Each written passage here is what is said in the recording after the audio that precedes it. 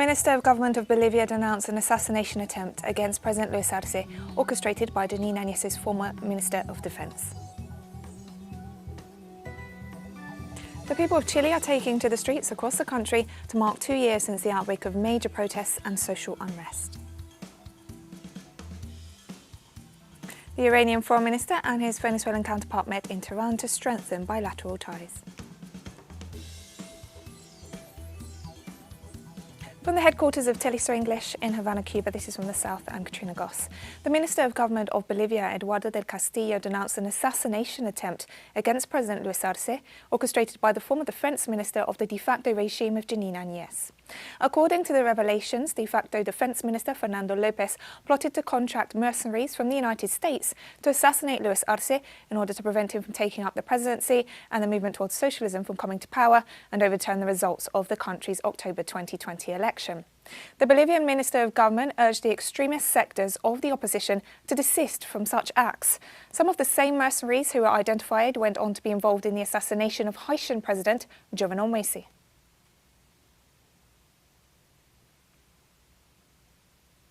And recordings were released of a conversation between de facto Defense Minister Fernando López and a man hired to assassinate Bolivian President Luis Arce. The U.S. mercenary is currently behind bars in a maximum security prison in La Paz. We have a lot of moving players, a lot of moving parts. We can absolutely do this with no problem. I would need for me to talk to the high command in the police so we can get your 3 C-130s to pick up personnel in Southern Command in Homestead Air Force Base in Miami. We can only get about 70 people. The Minister of Government of Bolivia also stressed that opposition sectors linked to the plot to organize an assassination attempt against the president-elect Luis Arce continue to plan acts of destabilization. We have been working on the president's security since he was a candidate. The first risk that the movement towards socialism had was that they would allow us to participate in the elections. The second risk that we had, and at that time all the Bolivian people as well, is that they let him take office as president of the plurinational state of Bolivia. And the third risk was that they let him rule this country. We are seeing that there are still a group of people who want to destabilize the government and are planning new actions to destabilize this country and not have a president. Venezuelan diplomat Alex Saab, kidnapped by the United States and being held in a maximum security prison, has reiterated that he will not cooperate with the government of that country. The statements came in a letter to his wife, Camila Fabri Saab, which he read during a public act of support for the diplomat in the Venezuelan capital, Caracas. Saab reiterated that he was kidnapped by the US government and subjected to torture, as well as cruel and degrading treatment, with which the authorities of Cape Verde, where he was previously held, cooperated. Additionally, his wife recounted how the Cape Verdean authorities violated due process and warned within minutes of handing Saab over that the extradition process had begun. In view of this situation, Saab held the government of the United States and the extremist opposition led by Juan Guaido responsible for his physical integrity and ratified that he's in full possession of his faculties to face a potential trial. I want to make it clear that I have nothing to collaborate with the United States, that I have committed no crime in the United States or in any other country. I declare that I am sane, that I am not suicidal, in case I am murdered and they say I committed suicide. What bothers the United States the most, what bothers them the most is that my husband, Alex Saab, will never bend, never. Venezuelan President Nicolás Maduro denounced the kidnapping of diplomat Alex Saab by authorities of the United States and with the complicity of the government of Cape Verde. Yesterday we had a sad day. I have to accept it. Sad. Sad because of the injustice. Sad because of the indignity. Sad because they kidnapped a good man, an innocent man, a clean man, a hard-working man, a man who has done nothing but love the people of Venezuela. It was a sad day, yes, and a day of outrage, because the United States, violating all international law, took a Venezuelan diplomat. This is the second kidnapping they have made. The first kidnapping was made on June 12, 2020, when he, as an official accredited special envoy according to the Vienna Convention of Geneva and of the United Nations Organization, was going as a special envoy to buy medicines, food and gasoline for Venezuela. The Venezuelan president also condemned the torture of Alex Saab during his detention in Cape Verde. They took him to a filthy, unhealthy prison, and they put him under the darkness in a hole full of excrement, of rats, like the worst horror movie. And members of the government of the United States tortured him for long days. They beat him. They broke 3 of his molars with the beating. They electrocuted him for days, and days and days. And they wanted him to lie. They wanted to force him and turn him into a monster, so that he would become a false accuser, which he never accepted, against Venezuela, against me, against the Bolivarian revolution. President Maduro also announced that the withdrawal of the Venezuelan government delegation from the dialogue table in Mexico is part of the measures in response to the kidnapping of diplomat Alex Saab. Because of this kidnapping, and for being a member, Alex Saab, a Venezuelan diplomat of the Venezuelan Commission of the Legitimate Government of Venezuela, as recognized in the document signed together with the opposition of the United Platform, as a result of the kidnap, and for having warned the opposition commission beforehand, the international observers, and the government of the United States that our response was going to be forceful, that the commission presided by Jorge Rodriguez would withdraw from the dialogues in Mexico and immediately cancel its trip for the start of the dialogues today. This was officially announced in the document issue as part of the responses. Others will come. We will inform them in time. The Russian government expressed its concern over the suspension of the talks between the Venezuelan government and opposition sectors after the government announced it was cancelling its participation in the latest round in Mexico in protest over the United States kidnapping of Venezuelan diplomat Alex Saab. Spokeswoman for the Russian Foreign Ministry, Maria Zakharova, urged both the foreign forces directly involved in the negotiation process as well as those close to it to refrain from pressuring the Venezuelan parties. And we'll be right back after this very short break. Don't go away.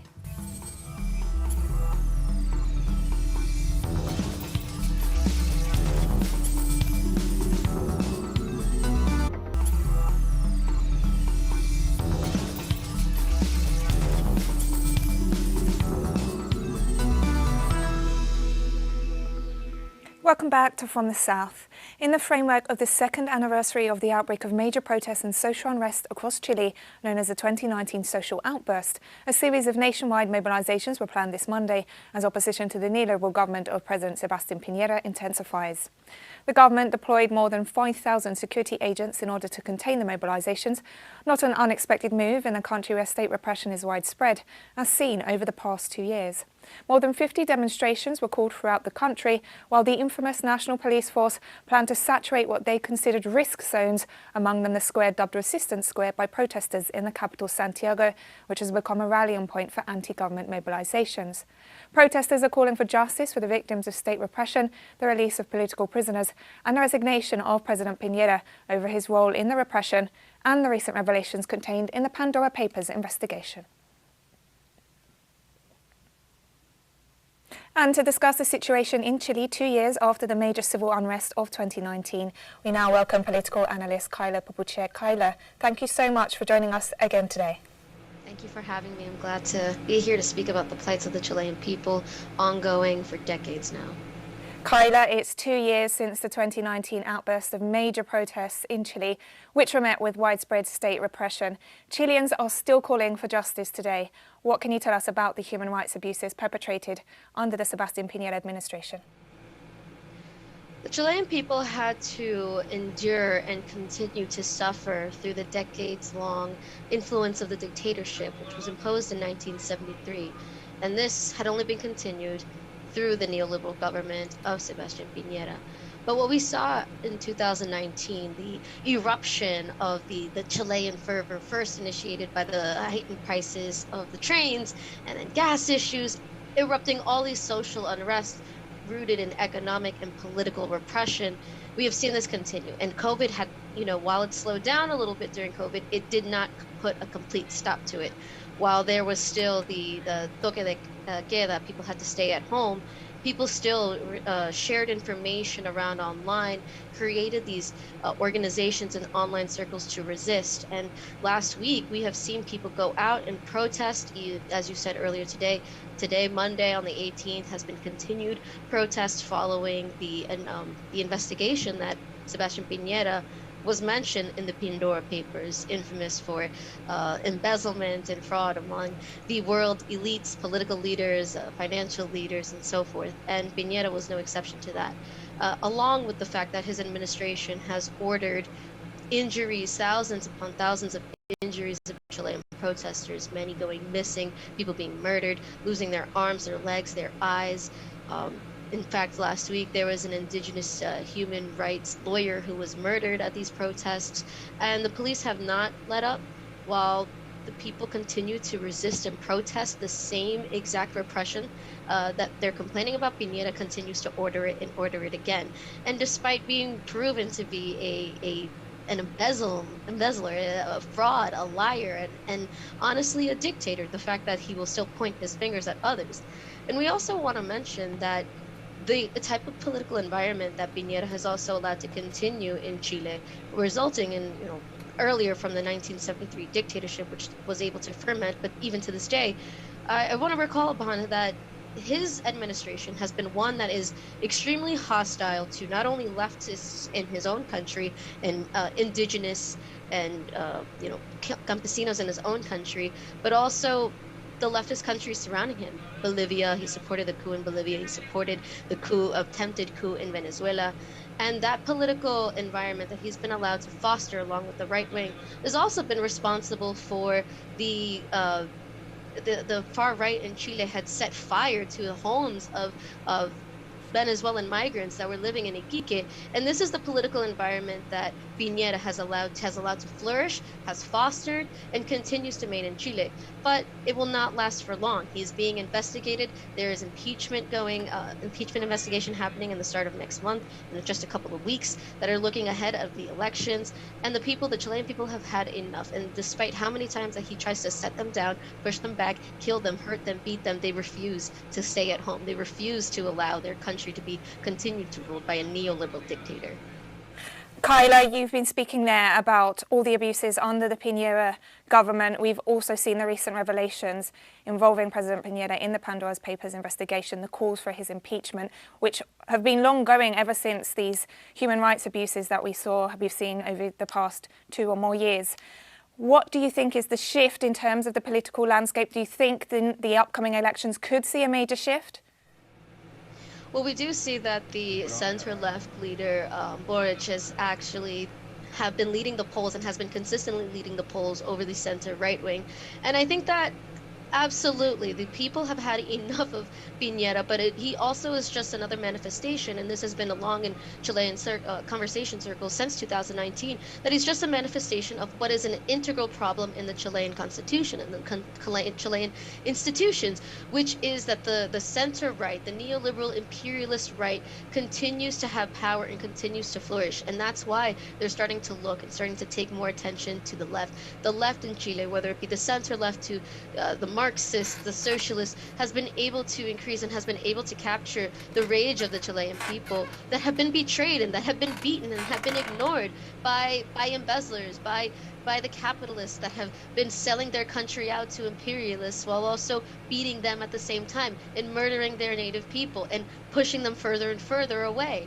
And so absolutely, seeing that he's been in the Pandora Papers was no surprise to the Chilean people, but it is just a lingering frustration that while he continues to point the fingers at all these other leftist countries, and he continues to point the fingers in political repression among the people in his own country, that he continues to use the Chilean economy, the Chilean people, as a joke to embezzle and to sell out the mining concessions to a friend and then claim he didn't know about it is an absolute joke. But the Chilean people they're not going to let this stand by. They're not going to let this president and no longer this political tendency to continue to use them. And it's just reflective in the upcoming election polls. Kyla, you referred there to the constitution, and there is the process to redraft the Chilean constitution, which we could say came out of these as one result, one positive result of the major protests that we saw 2 years ago, was the fact that there became a widespread movement that led to enough pressure to form this commission to redraft the Chilean constitution. How likely is that to result in a constitution that can really lead to change in Chile? Well, along with the constitutional change and the constitutional, rather, convention that came out of these protests, but there was also conversations about the Mapuche and the indigenous people's rights and women's rights. And we're seeing that also being reflected in the constitutional convention that they have now. For example, the president of it is a indigenous woman, Elisa Loncon, who was also a victim of the Mapuche people, and also were victims of this neoliberal dictatorship that started with Pinochet, which is a constitution that has continued to exist as a result of Pinochet's illegal dictatorship. And so we're seeing that Chile is going into a shift, and not to say that they're going back to where they were, because again, this is not 1970s. They're not going back to Allende, but they're taking their history and taking a hard look at where their history has brought them now into seeing the changes in the future. And exactly as we're talking about the protests that have been kicked off today, many of these are being called by the campesinos. Protests for last week were being called by indigenous leaders and indigenous campesinos, and now there's actually a state of emergency in Chile because they are fighting the government who continues to repress them. And so this constitutional convention finally has the real chance to take a hard look at Chile, its history, where it's been, and to change that where it's going forward. And we see it from the people, the representatives that are in there, from the polls that are looking at the upcoming elections, from the protests that are going to be kicking off until Piñera is gone and until a new constitution is made, because it's been 2 years and they're not ending anytime soon. That we're seeing that Chile is taking the first steps to a better future, one that is feminist, one that is inclusive and plurinational of all the people of Chile, including the indigenous people, including the Afro people, all Chileans and all people that live on this land, and all the working class people, to build that better future and to build that road. Now, it's not going to be easy. It's not going to happen overnight. They've been protesting for 2 years and they're still protesting, but they've got that fervor and they're going to keep going on. And Piñera and the neoliberal right wing, well, their days are numbered. Kyla Pupuche is a political analyst specialising in Latin American affairs. Thank you so much for joining us again today and offering your insight into the mobilisations and the future of Chile. Thank you. And we have more stories coming up after this final short break. Stay with us.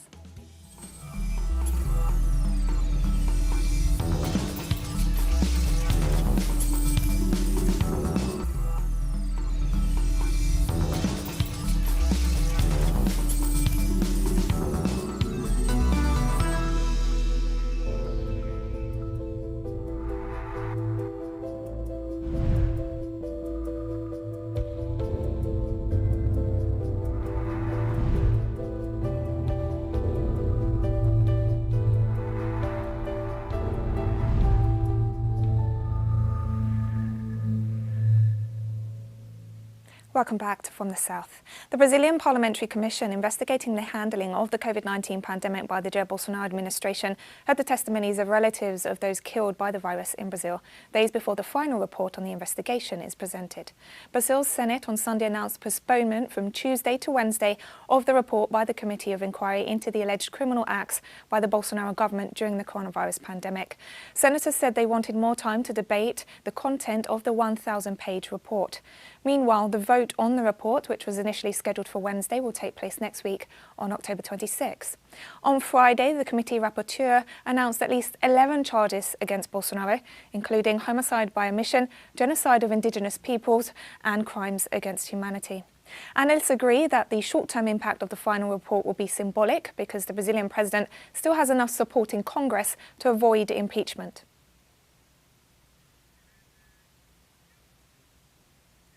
And the human rights group Rio de Paz paid tribute to the over 600,000 people killed by COVID-19 in Brazil.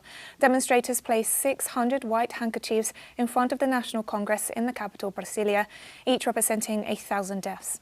The Senate Commission investigating the government's management of the pandemic has heard testimony of dreadful practices, including irregularities such as the government's delay in buying vaccines or the existence of a parallel cabinet of doctors and virologists used by President Bolsonaro to advocate drugs with no proven efficacy and even experiment on patients without their consent.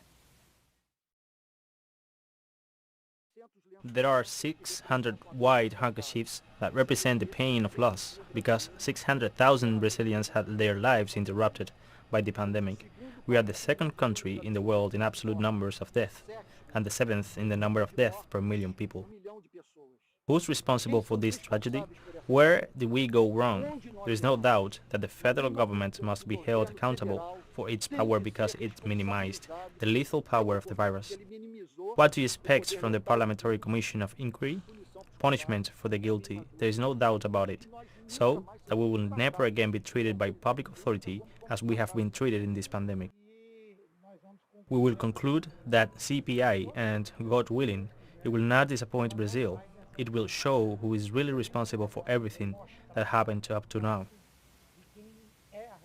Iranian Foreign Minister Hossein Amir-Abdollahian and his Venezuelan counterpart Felix Plasencia held a meeting at the Iranian Foreign Ministry in Tehran on Monday as the two discussed their country's strategic ties.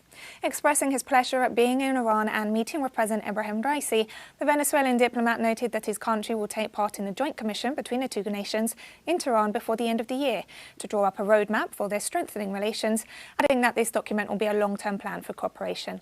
The Venezuelan Foreign Minister also reported that President Nicolas Maduro will visit Iran in the coming months, where he will sign a document on cooperation for the following 20 years. Both sides expressed their solidarity in the face of US sanctions, which impact on both their populations, and strongly condemned the kidnapping of Venezuelan diplomat Alex Saab and his illegal imprisonment in the United States.